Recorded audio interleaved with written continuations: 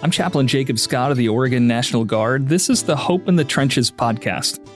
Where going forward, I'll sit down for conversations with people who offer interesting and informative perspectives on finding strength for life and work in the trenches, and even improving our spiritual posture. Whether you feel like you're under heavy bombardment or ready to go over the top toward a new objective, it's good to be with you.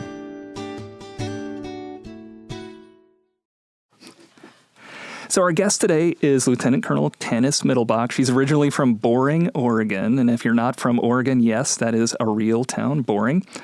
She joined the Army, enlisting in the Colorado Army National Guard in 1997, then went to Officer Candidate School and commissioned in 1999. She served as the commander at multiple echelons. She was deployed to support the relief efforts for Hurricane Katrina back in 2005, and then to Afghanistan in 2006. In 2017, she was part of the National Guard Bureau's Joint Expeditionary Team to the U.S. Virgin Islands after Hurricanes Irma and Maria. Colonel Mitt, as she's known around our circles, she wears multiple hats for the Oregon Army National Guard. She's the Assistant Deputy Chief of Staff for Logistics, also known in the Army as the Deputy G4, right? Correct. And she's the outgoing commander for the 821st Troop Command Battalion.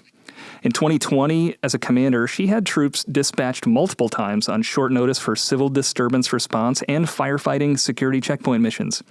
And she recently wrapped up a mission as the Deputy Commander for Task Force Guardian, the Oregon National Guard's COVID response team. And our service member and family support recently named Colonel Mitt Commander of the Year. Now, in addition to her wealth of experience with the National Guard, she spent 17 years in corporate America with General Mills, Kraft, Nabisco Foods, and Oscar Mayer. She's a graduate of Mount Hood Community College and Portland State University. She and her wife, Nadine, live next to the Columbia River in beautiful Camas, Washington. I love downtown Camas. It's great.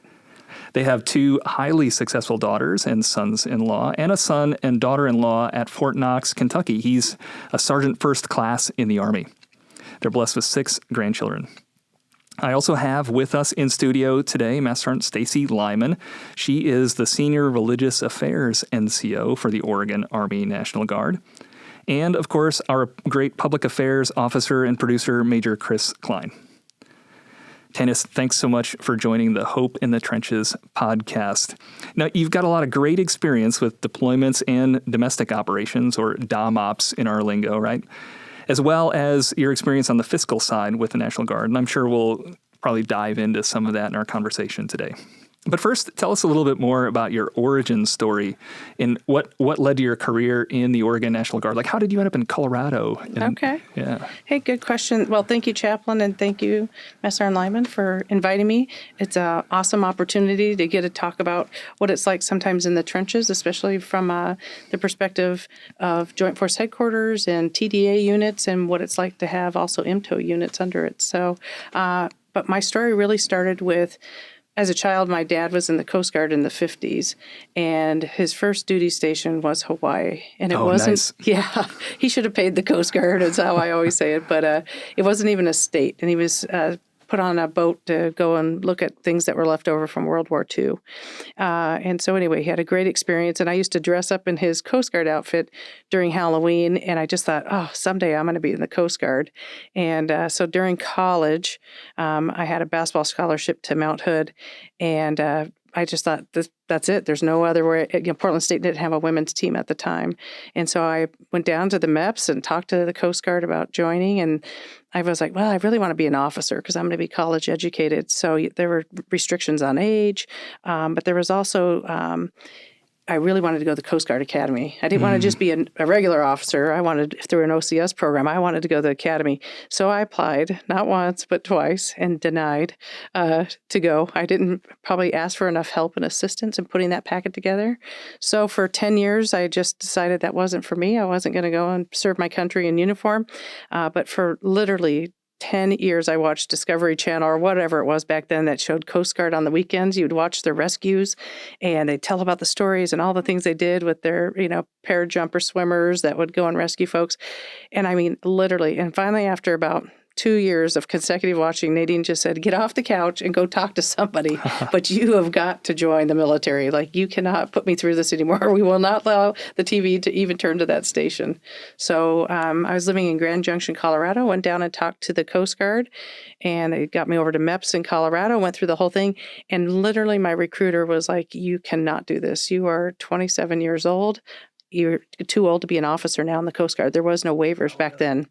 So I would have to be enlisted. And this recruiter was like, no, I am not going to let you enlist in the Coast Guard. You have too much to offer. Please go next door and talk to the National Guard. And he literally walked me out of his office and took me to the National Guard office next door and just said, you can keep your career in corporate America. You can become an officer. You need to do that kind of thing. I mean, he was really a great recruiter because he would listen to why I wanted to serve and what I wanted to do and have an impact. But that was just not the right fit. And I thought that was really good advice. And I've used that down the road of looking at people and trying to find what fits for them. And the National Guard was like a fit. It was a glove, like a golf glove, brand new. And it just felt so good when I started talking to them and what they could offer. And I could still pursue my professional career and have this second career and bring something back to my employer, because at the time they were downsizing a lot in corporate America. Their training departments, their leadership training departments, their coaching was going to the wayside. And so the National Guard offered me an opportunity to get all that learning and training as an officer and a leader to bring back to corporate America. And that's really what I used as my launching pad. Oh, fantastic. Well, and what a great story. You're absolutely right, too, that the recruiter took time to kind of hear your story and where you were coming from, and made sure that was going to be a good fit for you. Yeah. And it really was. Like, the funny story is by the time I got through all the paperwork and went in with the National Guard, I turned 29 at boot camp in the gas chamber. And they let me go first. I didn't realize what a gift that was, as scary as it was. But to go through the gas chamber and celebrate your 29th birthday, I'll never forget that. But the entire time I was at boot camp, they thought I was CID. And I had no idea what that's the Criminal Investigation Division, right? Or Investigative Division? And at the time, they were having some issues at boot camps and recruiters, in the 90s. So they had started placing basically plants to get intel and bring it back. Like, are there problems in the ranks, with recruits and drill sergeants? But I had no idea. CI what? I was like, drill sergeant, this, E4 does not understand. Oh, you're the best one we've seen. And they open up my file and it says, oh, here you want to serve your country. Like, they're looking at my reasons. And then you work for Oscar Mayer. They thought it was a cover story. And so they're like, well, if you work for Oscar Mayer, you probably know the Oscar Mayer song. So I had to sing the Oscar Mayer song. And then they'd make me do push-ups and sing my Baloney song. And so for 9 weeks at boot camp, I was put in charge, and I never was ever let out of charge. I was the platoon sergeant or platoon leader or bay leader, and they just ran me hard because the entire time. So when I graduated, I was boarded. And I didn't know what a board was. I mean, I really had no military experience or friends. And so they boarded me. And out of the 5,000 people that were going through boot camp, they voted me as leader of the cycle. And so I received my first RCOM. And had I been an E3, they would have promoted me to E4. But I was already an E4 because I had a college education. And with that, I told my dad what was going to happen. You got to go meet the post commander and go over to this dinner. My dad drove straight from Portland, Oregon to Columbia, South Carolina. And it took him 27 hours in a brand new Jeep Wrangler that I drive today with 300,000 miles on it. Oh, yeah. I've seen your Jeep. Yeah. So did you know right away that the Army that you felt at home? Absolutely. Even though everything I love is boating and being on the water and doing all that, it was really being a leader and being able to make a difference. I wasn't an E4 for very long, but I just thought when I did do AT and went with my unit, a wired company, and I just thought, why are we sleeping over here in this hole when we could be sleeping over there? Like, who are making these decisions? And I used to say, someday when I'm in charge, I'm going to make things different. Oh, absolutely. So my soldiers probably had to sleep in holes, but there were no other choices. Sure. So then how much later when did you go to officer candidate school? Pretty much right away. After I went to boot camp, I came back and was what they considered a 91 Sierra. I was a direct enlistment to go straight from boot camp into OCS. Okay. So I started in Colorado, and then I took a promotion with my company to move to Utah. So I moved from Colorado to the Utah Guard, and that's where I graduated in class of 43 to victory. Oh, very good. Very good. Well, then what brought you back to Oregon?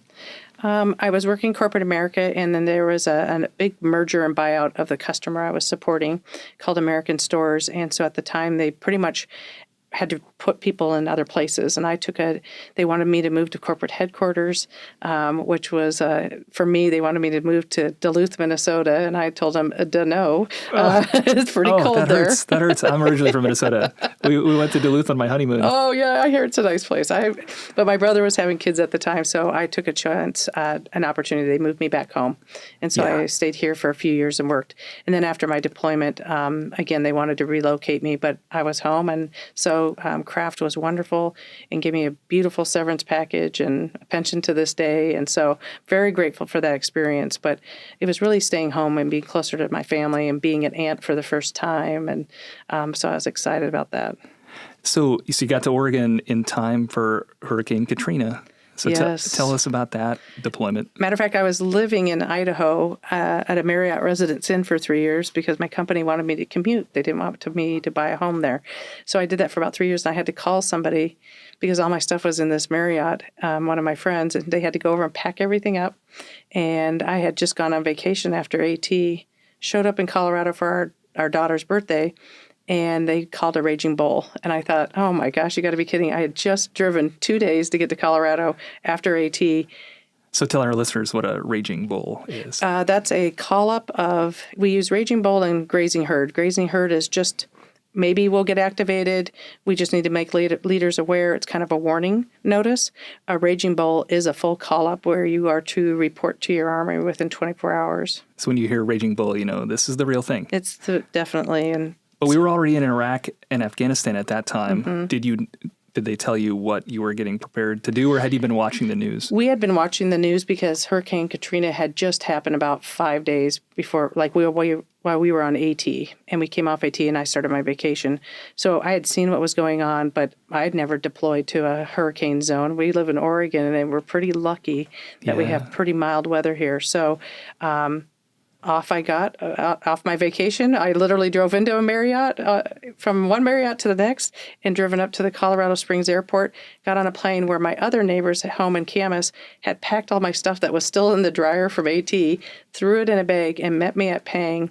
And my two sergeants had cleared out all the ammo, the ASP at Clackamas, so the ammo supply point, put all of our ammo on a C5 with our truck and a forklift, and the three of us flew, and that was in less than 18 hours for me being called up. Wow. Yeah, it was quite an experience. And then we also spent 33 days there. After all of Oregon left, they kept me behind because we had all that ammo and we couldn't get it home. Oh, okay. So it took another 7 or 10 days for us to get home with all of our ammunition. So how much time did you spend in 33 days. Oh, excuse me. Living, you did say that. So, living outside in lovely Louisiana. That's great. Well, now that maybe segues well into one of the main reasons I brought you on today is because over the past 18 months or so, it's been interesting for everyone around the world. But with your role as a commander and as a staff officer in the Oregon National Guard, you've really been at the epicenter for a lot of the domestic support operations that we've done in the Oregon Guard. So tell us what the last year and a half or so have been like for you. Well, what's interesting is all the years I've spent in the Joint Operations Center, the Emergency Operations Center, about a decade there, it was unusual to call a unit more than once. I mean, it just never happened. You would call a unit and say, we need you to go do 2 weeks on fire duty. We need you to do snow removal. There's an ice storm, whatever the situation was. But you never tapped a unit over and over. You moved on to another unit. So in this last 18 months, with a global pandemic, with rioting, with a presidential inauguration, a lot of events were happening. I have a military police company that gets activated a lot. We're also the National Guard reaction force for the governor. So she can deploy us when she needs us to, when her Oregon State Police or other law enforcement is overwhelmed, then they reach out to the National Guard for us to do some of the security missions for them. And so these aren't ones where we were armed in any way. We were literally just backup to do traffic control points, to basically cordon off areas and keep the citizens of Oregon safe. Our mission also was very similar when we went back to the presidential inauguration to do support traffic control points. Most people saw it on the news where there were a lot of fencing and a lot of security points. Those just need to be manned, and they have to be manned 24 hours a day. So we were part of that rotation with soldiers back there. But what was unusual with our unit this year is that we were activated 8 times in a literally 13-month window. And 30% of my force is asked to muster within 24 hours, but they live in Eastern Oregon and Washington. 30% do, or some in Southern Oregon. So for me to muster, it almost takes 24 hours for people to get the call, talk to their families, their employers, get them into the unit, get them to go collect their riot gear, issue them, whatever kind of equipment, special equipment that is being requested, and then stand by. And so for soldiers, you're ready to go do action. You're ready to do something.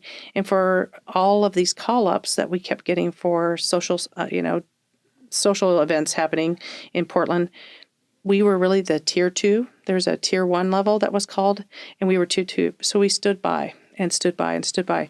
And this is where first line leaders have to be so creative, because when there's soldiers sitting around, it leads to boredom. It leads to a horrible guard experience. You don't feel like you have sense of purpose. And you can start having really negative thoughts like, oh, we just do this over and over. We keep practicing being mustered, but they never actually use us. We want to put on our MP gear. We want to go feel like we made a difference. And so first line leaders offered training, more training, driver's training. They did everything to keep Joe busy so that they felt like even though we were on standby, many people got driver's packets done. They were never drivers, never learned how to drive an up-armored Humvee. Folks did MVD training, really using their MVDs. 40% of the MP unit last year when we took them to annual training, it was their first summer of annual training. That's how new the soldiers are in 1186 MP company. And so they don't have a lot of experience. And so that's what was really important for these first line leaders, to keep working with them. We also made accommodations, and this is where your sergeant major is so helpful in the unit. Our command sergeant major came up, saw their living conditions, and we found out our folks were having to sleep during the day and go work at night, but you're living in a building, the Armed Forces Reserve Center here at Camp Withycombe, which doesn't have really drapes or curtains. And so you're asking people to switch their sleep cycle. And you also have lights that come on the minute somebody moves in a room. So we had to learn how to disable those. So Sergeant Major figured out that. Then she made sure that the auditorium was good so that they could watch movies after hours and, just have some downtime and decompression. We had guest speakers come in and talk to them. We had the chaplain made a rotation through, really talking to people, make sure that their families were okay. And we used our service member family support team to make phone calls to families so they would understand what was going on. We can't give operational data, but we can say they're still doing training, they have not been activated, and we just kind of help do that fear. At the same time, we could find out if there were problems at home where we could help provide those resources. And so that's what we did, but we got really good at it. After about the 8th call-up, we had our system down pretty pat. Well, that's pretty exciting times. Yeah. That's when soldiers enlist in the National Guard, they probably assume that I could get called up at some point to serve my community. And when I was a young officer on active duty, I was in the 82nd Airborne Division, and we would regularly be on short recalls. So we expected that. But you don't really expect to hear that in the National Guard you could get called up on such short notice.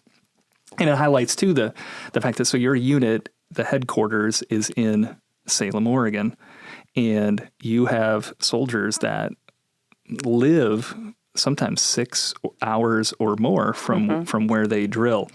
In a normal National Guard soldier, the statutory requirement is 39 training days a year, right? So you're 12 monthly weekend drills, and then 15 days of annual training, AT, every summer. So you got a lot more practice than that, or a lot more training time. Well, we did in one respect, and we had to use outside sources. So we used local police and law enforcement to give my folks that training because, like I said, they don't really get that kind of muscle memory from military police on how to do riot response. And it takes iteration after iteration after iteration because my wartime mission for the MPs is very different than riot response. And riot response falls under different local authorities with different statutes. And so we need to be trained by those partners. And so we developed some really great relationships. I was very lucky to have a commander of the unit that is very well connected and resourced through the law enforcement community and could provide those services. And our adjutant general even came over to partake and watch the training that was going on. And pretty cool to see your MPs on the outside of a vehicle, like a SWAT vehicle, showing up to a situation and standing on line and protecting whatever that was. We were asked to also protect the Capitol. So not just in Portland, we were also asked to protect the Capitol here in Oregon at Salem. And so the soldiers could quickly look at that and say, I made a difference. I was trained. I was ready to go. And that's what was so great about the leaders is practicing it over and over and giving them something. Most of them had never seen riot gear before because, again, that's not something they really get a lot of hands-on training experience with before they come. Not every MP unit is utilized as a riot response. Right. Now, I got to travel around the state over the last 6 months or so to visit our airmen and soldiers who were working at the COVID vaccination sites and at the 211 call center. Almost to a person, they were excited to see to serve their communities and neighbors. One of our soldiers even told me that he bumped into his junior high science teacher who was in line to get a shot. So that makes it a little bit easier to see the purpose and meaning of what they do. And like you said, your soldiers, the MPs who were protecting their communities in that way could probably very easily find meaning in what they were doing. How do you try to engage service members when maybe it's not so apparent that what they're doing is important? Oh, that's a really great question. One of the things that we've prepared, so I have a TDA unit, Table of Distribution Allowances. This is a unit that does not get deployed. They are a resource that's used to basically be a support or higher headquarters. One of the things that my experience brought me in the last decade is when we have emergencies, and in this last year, they were getting larger and larger because of the global pandemic. So we were actually creating joint task force, and that was something I was assigned to when I went to the Virgin Islands, is we call around and we try to find a personnel officer and we try to find a logistician, but we ad hoc these teams. And so one of the things when I first joined my unit and came on as their commander, I'd go down the hall and see a specialist or a sergeant, and I'd be like, oh, you're in the headquarters company. What's your mission? Some of them said, we don't know. And what's your purpose here? Well, I'm doing this, but they never let me do my MOS. But most of them said, well, we're just here to support the MPs. Well, really, the headquarters company is to support all the units I have in my battalion. So I quickly identified that as I have two issues here. We should have a joint task force, a headquarters that could be activated, and everybody has the permissions. Everybody can do their job, and you wouldn't need to put an ad hoc together. So quickly, that's what we decided to do as a staff, is to create a joint task force and to create a medal for a TDA unit. A medal, the Mission Essential Task List, right? Correct. So the mission I wanted for 821 is if a DOM Ops emergency happened in Oregon and the governor calls TAG calls down the Joint Operations Center and says, I need X amount of people to take over this mission, they could activate the 821 headquarters company and we could be set up. We'd have to be obviously augmented with cooks to cook for us or satellite professionals and, some of these other things, but you would not have to set up an entire staff. I have a staff that's tried and true. And so to practice that last year, challenged my staff that has always stayed in barracks, gone to Camp Rylea, had, very just go down and shoot. We do our PT test, then we come back to the armory. They've had very garrison lifestyle and a garrison kind of attitude. Last year, we took them out to the field and we slept 7 days. We created a tactical operations center to include satellites and had constant communication and brought the brigade commander out and the now state sergeant major and showed them what a TDA unit could do in the most austere environment, which is a hurricane response or somewhere like that where there is no power.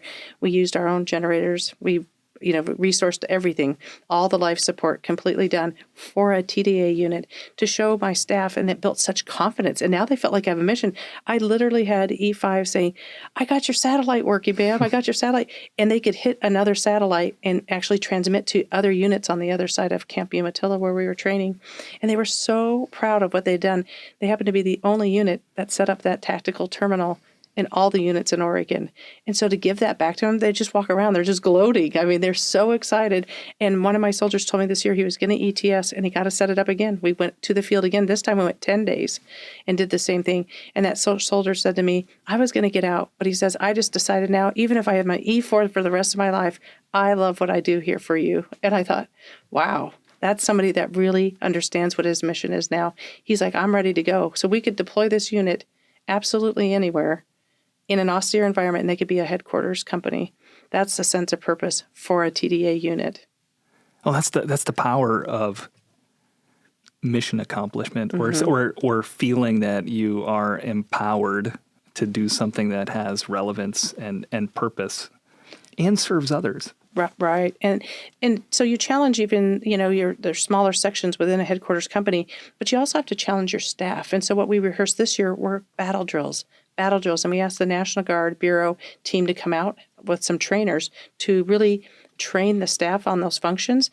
They practiced battle drills that were so realistic that they thought we had never tried them. But their battle drills were, we need an MP company to go secure something in downtown Portland because of a riot. Well, we had already done it. Then they brought up COVID battle drills. We had COVID positive cases this year. We had to exercise our actual battle drills. We had other battle drills that they put us through of just how do we handle a Red Cross message? How do we evacuate somebody? And it was outstanding training. And every one of my staff officers feels completely competent. And I could literally go now to the brigade commander or the J3 or the land component commander and say, sir, you have a staff tried, true, and practiced. Now, no one's come and evaluate us because that's not something that we would do. But if we were to have an evaluation, I kind of feel like this National Guard Bureau team that came to assist and train. But if you had some outside entity look, can they perform these functions in every one of the staff sections? We could. And your soldiers and subordinate or junior leaders have the confidence that comes from performing. And it really was great because now with this trained staff, the 5 unique companies that I have inside this 821 Troop Command, I have a band. So they have totally a different mission than our military affairs unit, totally different mission. I have a little maintenance company that belongs to a different state. Their parent unit is in Nevada. And then I have the military police company and at headquarters. So we don't act as a normal battalion that has, here's our battalion, this is what we're doing, all the companies follow suit. Really, the only things that we do that are collective tasks are we tend to go fire our weapons, individual weapons qualification, and our PT test. I mean, those are really some of the only events that we all have in common because we have such a unique mission for each of those. And so my staff, bringing everybody together this year, 2 years in a row at AT, really developed a cohesiveness within the battalion of very unique companies.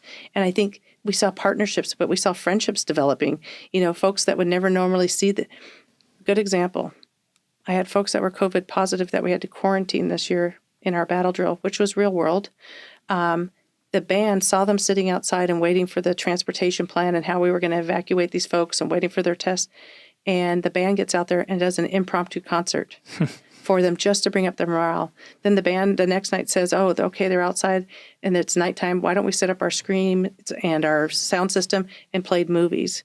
And so just for the band to just step up and do that, that's where I think it was a very unique situation that we got to take these unique kind of companies, but still acted as a battalion. But that's part of the why for an Army band to begin with, isn't it? To provide morale and to boost morale and encourage our soldiers. Now, one of my favorite books is Viktor Frankl's Man's Search for Meaning. Have you ever read that? I have. Matter of fact, my German teacher at my Catholic school was in Auschwitz, and that was mandatory reading in her class. Oh, really? And so when you took high school German, we read that, and I've actually used it later on in life just through meditation and different items that he talked about. And so when you think, woe is me, or I feel sorry, or self-pity, I would use things I'd learned in that book to just snap myself out of it. And I've used it along the line in leadership, whether it was corporate America or my soldiers.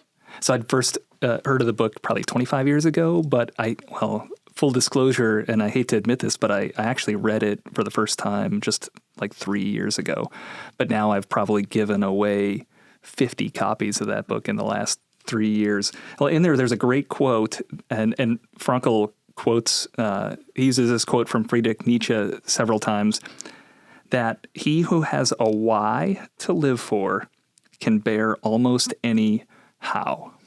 So knowing your why can help you live through any conditions, right? Because Frankl wrote that he was reflecting on his experiences in the concentration camps. So how have you've talked a little bit about how you've tried to keep your soldiers motivated and engaged with their missions to see the purpose and meaning in what they're doing. That these call-ups and that high operational tempo can be challenging for families too. How have you tried to engage families? And do you rely on the soldiers to help explain to the families why they're doing this, or why they're being called up, or why they're being utilized so heavily? In this COVID year, we were unable to have our families come in person to attend anything that they would normally attend an annual presentation by our family support coordinator, and we were unable to have those. So we relied on Zoom. We, during our mandatory briefings, had the families sit with the soldier because we were doing virtual drills as well. We had a few of those, and so that was our opportunity to talk to them. But we've also used outreach where our family coordinators have called just to talk to the family, just explaining what they were on, because not a lot of people understand all the different missions. Running a tactical point for the Oregon Department of Wildfires is, to protect people from going up into the back roads. So we just wanted to let their families know, no, your soldiers are fine. They're just down there to make sure people with, off-road vehicles don't go past these checkpoints because the fire could move into that area.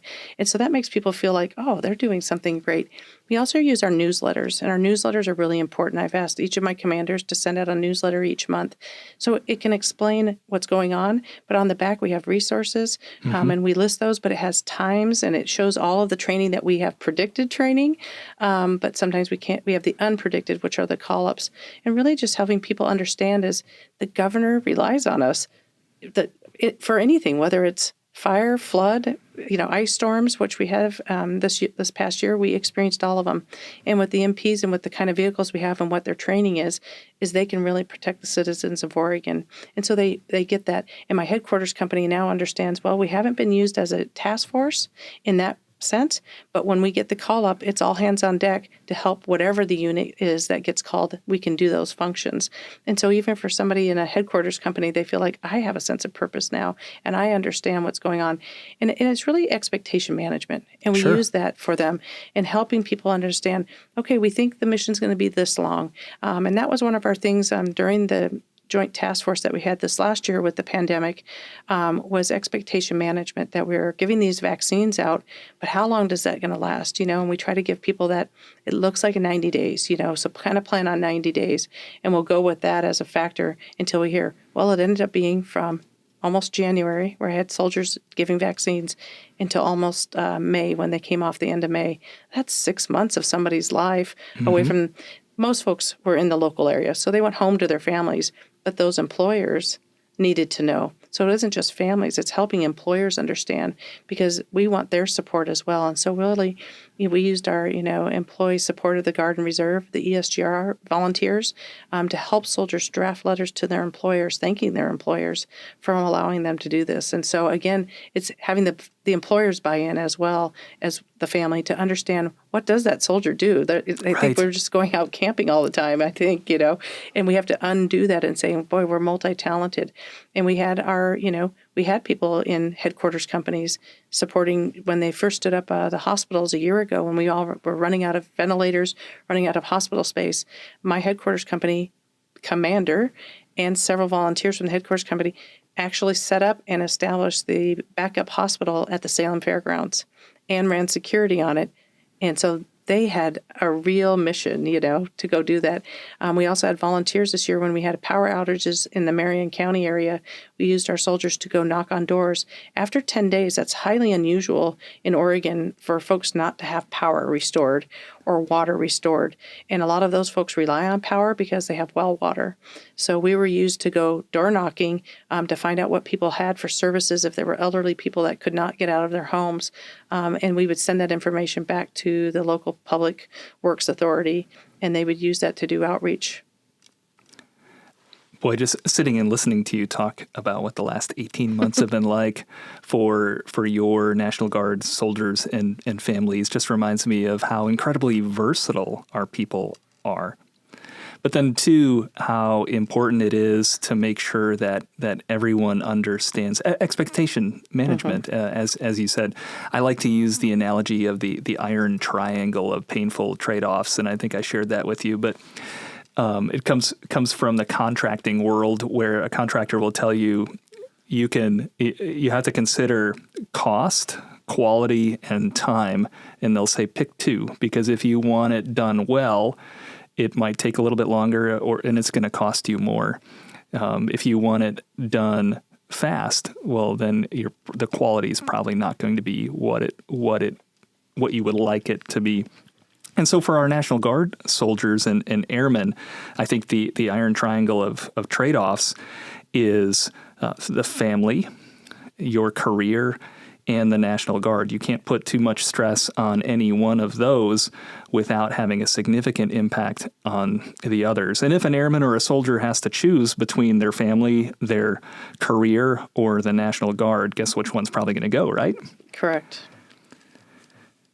So, Master Lyman, you've been thinking about you wanted to ask a question about retention, because I think these missions and the things that you've been doing, has that been good for retention? Or Master Lyman, we were talking about this on the way up here too. Why don't you ask your question? Well, retention is a high priority for the Guard, and as you know, we've lost a lot of soldiers in the last few years for a variety of reasons. So can you talk to us about what you've done to retain soldiers, some of your challenges, and some of your win-win stories? That's a great question. And retention is, from our land component commander, it's been the number one effort in Oregon is to maintain strength. And so again, it goes down to culture and climate. And I love what you're saying was a sense of purpose, having a mission. In our case, I actually think, even though we had a high op tempo, that the missions actually made soldiers feel like their membership in the Guard, they wouldn't have had these opportunities. I have several soldiers that had never been to Washington, D.C., and here they got this opportunity to go travel. Our land component commander gave us a challenge a few years ago, and I came into company command 2 years ago. And he said, if you maintain your strength at 100%, I'll let you pretty much go anywhere and do anything for a mission. And so at a town hall, we stood up and I said, sir, I'm at 100%, and I'd like to see my unit go on an overseas deployment tour. And he said, you're at 100%, and I'll use the band, the 234th Army Band. We came and re-enlisted this year 14 of their soldiers at the same time in a ceremony. They have been 100% strength. The Army Band has to not only go find soldiers that can come in, they're their actual own recruiters. They have to find people to come into the Guard and actually be able to go to boot camp and pass that, but they have to play a specific instrument. So it'd be like the chaplain having to find somebody of a certain faith to come in and fill a spot where they were looking for that. So they have to find a 17, 18, 19, 20-year-old that can fill this come into the military and want to serve, and pass all those tests, but also, can you play the flute, or are you a trombonist, or can you bang the gong? Huh. And so I don't think a lot of folks know how talented that is. So I have a command team over at the Army Band that's been able to not only 100% retain. So I got an opportunity to ask the Land Component Commander, sir, the Army Band has not deployed in decades. I think the last time they went was when we were in Panama.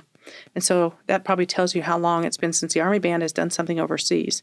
And he says, what would you like? And I said, well, I hear there's a tour in Germany. The band in Germany needs a break. They come back and they do kind of block leave. And if we could be the band that fills in for that time. And it's a done deal, and it's on the calendar. So the Oregon National Guard Band will be going to Germany to backfill an active duty unit so that they can take their block leave. And that is the retention tool. So now folks, even in a pandemic year where they had a lot of virtual drills, or they had to perform their instruments at home or do it through Zoom, they have that carrot to dangle in front of them. Hey, you want to re-up? Think about it. In this time frame, we'll all be sitting in Germany and enjoying a great opportunity to go to Europe, really all-inclusive vacation paid for by the United States Army, and it's working. They are excited about it. They're talking about it. They're thinking about what they want to play, what the kinds of performances they'll do, the opportunities to see multinational leaders and be playing in those kind of ceremonies. So we've used that. So what I've been hearing you say is that soldiers love to do their mission. Yes, they want to work their MOS. I had 2 cooks that have never cooked in a field environment and used their field kitchen this summer, and they fed the entire battalion in a tactical environment for the entire time we were out there, which was 10 days. And they were so excited when they came home. They were dog tired. Those cooks work hard, but they got to do their MOS.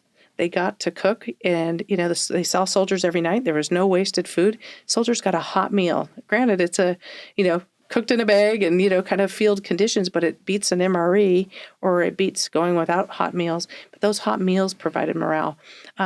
Told you about the satellite terminal guys and my signal people using their MOS. Our chaplain got to do services in the field, and soldiers were like, they didn't even know that's available because we haven't had a chaplain come out to the field with us.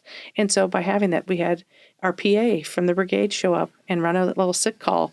And obviously, we were very grateful that she was there because we did have some folks come up with COVID during this exercise and getting that kind of good care. So I'm really happy to report that our unit has been able to maintain 80% strength. Our goal was 70%. And when I ask soldiers around, is it because of the money? Like, are you enticed by this sign-up bonus? Are you enticed by the benefits to go to college? And most of the time, it is not. You would think it would be like $20,000 to sign up for 6 more years, or I got free college. In most of the cases, it was for the person on the left and right of them, and they loved what they did. A lot of them aren't law enforcement, that are in the MP company, and so they get to do something they do differently than their Monday through Friday job. For most of the band, a lot of them do work in music careers as either teachers or educators and musical educators, but they get to go do something in a different perspective, and so they enjoy what they're doing. And so again, it's not the easy things that you would think that would entice them. The money's nice, sure, and folks get a lot of the benefits. One of the things we've been able to do is use our retention NCO to make those conversations with folks. And this is where we find out in these high op tempo, we look at soldiers, and if we have soldiers we feel are getting maybe fatigue, or this isn't what they thought it was going to be, we try to work with our other units across the brigade and say, maybe this person needs a different assignment. They don't need necessarily a rest, like I'm going to get out, I'm going to ETS and get out of the military. What they need is a change. They don't need a rest. They just need a change. And a lot of folks didn't even know that was available to them. They really thought, well, I've hit my rank. I'm a captain. I'm an MP. I guess that's it for me. There's no other positions. They really had no idea that there is, a career progression of things that they don't need to be MOS qualified, that we have, positions that they don't need to have any particular branch of material branch for to be raised to a major, lieutenant colonel, and on their way up to 1-star if that's what they wanted for my officers. So even some of our junior officers didn't really understand their career progression and what was available to them. And so really sitting down, I would say that this age group that we have is hungry. They want coaching. They want mentoring. We also have a large millennial culture that isn't about security, staying in a job for a long time, knowing what it's like, they want different stuff. I mean, these kids are amazing on their phones researching something. So when I find a restaurant, I tend to go to the same restaurant over and over. I tend to order the same thing. These kids get on and they're like, nope, this drill we're going to go eat here. This drill we're going to go eat there. They are amazing at doing research and they like that change. And so I think with this millennial culture is letting people know, okay, so you came in the MP company, but what do you want to do? How do you want to make E8 someday? Make Master Sergeant. Did you want to go here? Do you want to go try this? And they like that. They want the change. They crave the change, where people, I think in my generation, we don't handle change as well. We want change to be slower and over time and more predictable. But when I've seen this group is they love the change. And so by offering them opportunities where they can do that, it gets them exciting. And that's where we use our retention NCO to give them options. Like, you don't have to stay here. Do you want to go over and try this? Do you want to do that? Do you want a different MOS? Where some folks, I think, come in, they didn't get that kind of mentoring or nurturing when they first came on, that they had opportunities to go do that. And then just walking them through, there's, pros and cons with everything. So if you're looking for a high op tempo unit, these are the units you might want to go to. If you're looking to become infantry, here's the units you should look for. And then where do you live? Where does your employer work? What does that situation look like? And for a lot of folks, you were talking about the Guard, their careers, and their family. And for many of my soldiers with this high op tempo, it has been hard. It's been hard on employers and it's been hard on families. So asking people to stay with you is, are they at the fatigue point? Let's get them before they get there and go find them an opportunity where they can bring that down. So anyway, that's been very helpful for us to be able to keep soldiers in and giving them, like I said, a change versus a break. Well, and the highlights that you've shared from your time in command really gives it's a great example of the wide range of opportunities that are available in the National Guard to serve and to train. Mm-hmm. And really to not just be a soldier with a wartime mission, but to give something back to your communities. Oh, it was huge for a large portion of the soldiers that I worked with on the JTF. Is going around, and they, like you said, these vaccine places, we had instant gratification. We knew what we did. But just knocking on doors of elderly people, seeing a National Guard person come up to their door and just ask them, how are they doing? Are your lights on? Is your water working? What can we do for you? That was impact at their community level. And that, to me, is just instant feedback to them that I am part of something greater than myself. And that's really what we constantly sell, is that Guard experience. And that's where I challenge my officers and NCOs that are under me in these units is, what do you do to provide your soldiers an outstanding Guard experience every drill? And now knowing we have a lot of stuff that has to get done in a very short amount of window, but how do you make that exciting? And I'll use virtual drills this year, which were a challenge for us. Many of us didn't know what Zoom was 18 months ago. So here we are using Zoom, and we're using our phones to do a lot of our drill. And we had soldiers get into their Class A's, send us pictures of their Class A's, and it was kind of fun because they included their family or their pet, and they're sending, yep, okay, you look great in your Class A uniform. A virtual uniform inspection. Exactly. Oh, that's great.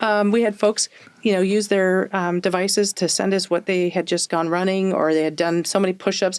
We had sometimes soldiers use their children to record them doing push-ups or something like that and send it in during the virtual drill, like, go daddy, you could hear it. Or we'd see someone that had young enough children sitting on their back doing push-ups. And it was just fun because you really included, and that to me is, again, that buy-in, like, why are we doing this, Daddy? How come you're not at drill? Or Mom, what are you doing? Felt like they were a part of it. Yeah, your soldier still has a sense of belonging. Mm-hmm. So Major Clyne was one of the previous commanders for the 115th MPAD Mobile Public Affairs Detachment, right? So part of the 821st.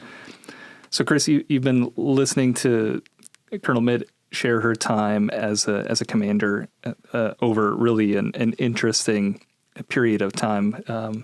What do you think about what you've heard so far? To me, it's very interesting because I've been in the 821 as well, and but one of the things is you're just to clarify, you're also a technician.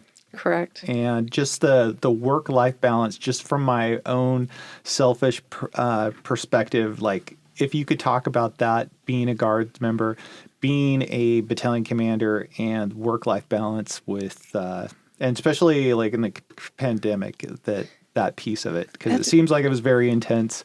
And, that is, it's a really what that great was like. question. One of the things I try to do is make sure we're using our chain of command, that people aren't direct coordinating with unit commanders. So I'll use my NGRF commander, the MP commander. He should not be hearing from people outside his chain of command. He's a traditional Guardsman. So he has a job Monday through Friday. And so we don't want to bug him during his career, Monday through Friday, to answer a phone call. And so just knowing how that looks for him, what his day, and that's why I've asked each of my officers, pick a day of the week that is your day that you're talking to your unit, that you don't wait a whole month before you talk to your unit, that you're getting constant communication. Understanding each of my leaders' work-life balance, or do you have somebody in your home? A lot of my guys that do work in law enforcement have alternate work schedules. So it's not calling them and expecting something when that's when they're sleeping. But it's about balance. And I think it's really, I always say it's family and fitness, and that can include your spiritual fitness as a big part of that, your finances, and balancing all that. And so when I ask somebody getting out of the Guard is, how do you replace that income? Because that's part of my F's, the F words. And fun is one of them. How are you going to replace how much fun we have on the drill weekends, Because the only thing better than free beer is free ammo, and we have a lot of that. So, but I really, when I start seeing, that's where first line leaders come in. If we feel like somebody's coming out of balance, like, whoa, we have really tapped, and I'm looking at my unit and these young leaders that we have tapped over and over. And I always say, when you do a good job, they're going to ask you to do it again. So is making sure that that our leaders above us understand that somebody, again, needs that change, not a break. Because if we continue to do that, then their life is going to get out of balance because they feel like they're so driven for success that they're going to go 100 miles an hour, try to get us everything we've done to be 100%. But you can't sustain that over and over, especially because then what suffers? Either your family suffering or your career suffering. And so for me, this last year, I had really 3 jobs. I'm a battalion commander. That's my traditional weekend job. But it really it seeps into everything I do, because once you're a command position, that's 24/7. When you have soldier emergencies, I'm the deputy G4, so I have that. But luckily, I have a great staff that allowed me this opportunity. Then I got picked for the Joint Task Force and to be the deputy commander of the JTF with 400 soldiers running vaccination points. And a year ago, I was tapped for the Joint Task Force EXO position where we did PPE distribution. And I can tell you, for my family, is very, very accepting. But I do look at those M days, or I look at people with young children. And at a demanding time during the pandemic, it was even harder because childcare places were closed, schools were closed. What does that look like for my soldiers? And so I really try to give each of my commanders a lot of leeway to work around people's schedules and understand and show that compassion, demonstrate empathy, work with them, offer, alternate work schedules, offer something that helps us get through this, because if we weren't and that family suffers, I think that soldier would make an instant decision that when his time was up, that he was gone. And so we do try to show where you can find that balance. And again, it's reaching out with all the resources that are available. But I love that, Major Clyne, you're asking this, because using our military public affairs, one of the first things I saw during the early pandemic, remember this is right when the states were shutting down. California shut down. Washington and Oregon was, I believe, second or third, pretty darn close. And it was scary times for people. What does that look like? I mean, it was ghost town, apocalyptic to drive through cities that everything was closed. The very first story I saw on CNN was my 821 HHD commander giving an interview that was actually taken off of the cameras that our MPAD was using that day with the national correspondents. And those were the first pictures and stories that were coming out, or by our own folks that were capturing it. And so for soldiers, they can take a look at it, like their parents or somebody saw them on the news.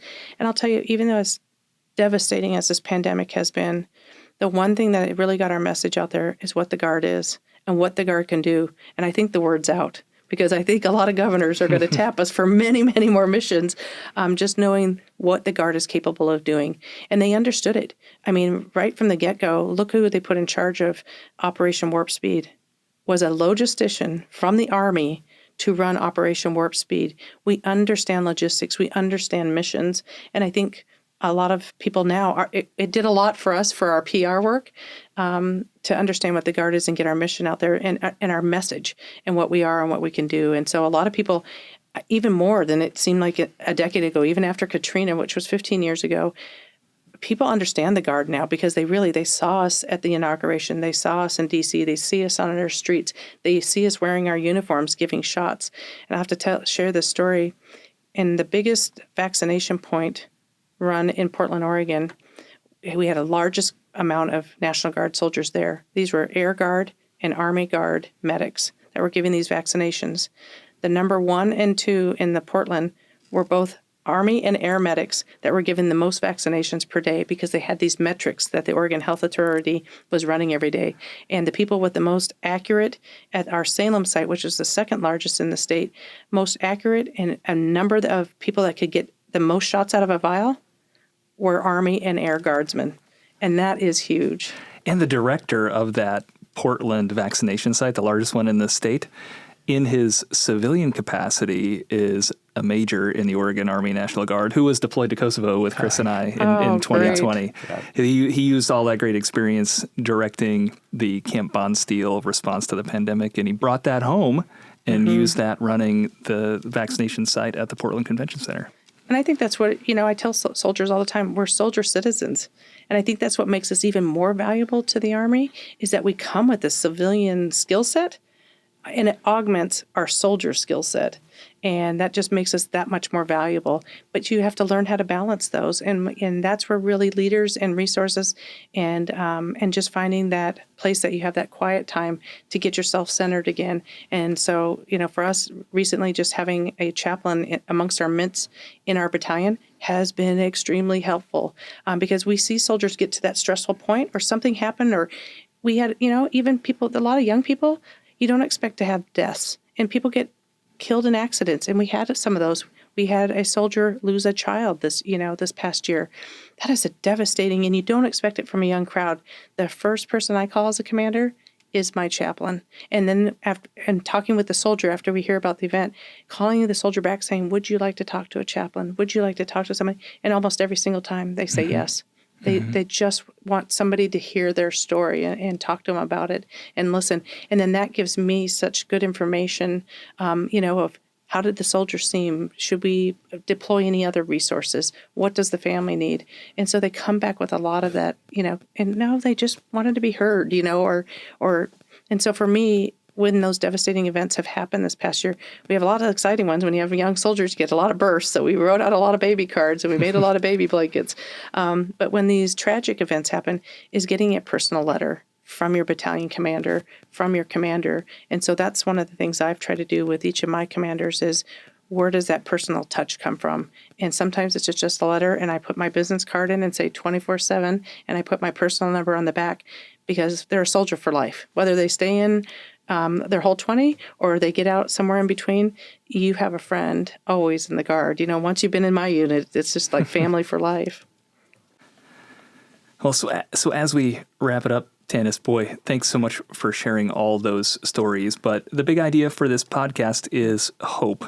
And so before I let you go, we want our people and our leaders to live and serve confidently, knowing and believing that we always have hope. What gives you hope? I think it's seeing young leaders inspired to stay in and young leaders doing the right thing, even when they're not asked, or I see it. I get constant, feedback from folks that somebody did something and nobody was there to see it, but somebody witnessed it and they brought it to my attention. And just watching this next generation coming up with their skill sets and what they're able to teach me. But that gives me hope. But one of the things I always look at it and I go back to is a book that I find very inspirational for me, and that's looking at Sn1Ep6 Shackleton, who went to Antarctica and left his, half of his ship on an island in the winter in Antarctica at the time of World War I and had to come back for them in the spring. And he brought every one of his soldiers home. And so for me this summer, with our battle drill, with COVID, with some of the tragic things that happened to my unit, was that I did get to bring home every soldier to their family and to their employer safely. And every time I do that, that gives me hope. And teaching these young leaders to do the exact same thing and to follow up on that and make sure that we are also making sure that the soldiers understand that message. Giving our people back to their families and their communities a healthy and confident person. Absolutely. That was away from them for 2 weeks, but brought something back. They learned a new skill. They did something different. They got to see a different sight. But that really, it's the people coming behind me, knowing that us as leaders, senior leaders in this room, have built a bench. That I know when I retire, that if a snowstorm comes, the guard's probably going to be there. I live on the river. I'm pretty sure that somebody's going to fill sandbags at some point in my life, and it's going to be a guardsman. And I'm going to walk out there and give him something out of my refrigerator. Say thank you for filling those sandbags. And keeping my family safe. It is the people, isn't it? Yeah. Well, Tannins, thanks so much for being with us. God bless you and your family and your soldiers. I really appreciate that, Chaplain and Master Sergeant. This podcast is produced by the Oregon National Guard Public Affairs Office. My prayer for you is that wherever you find yourself, that you might find hope for today and strength for the ambiguity and chaos of life. Blessings on the rest of your day.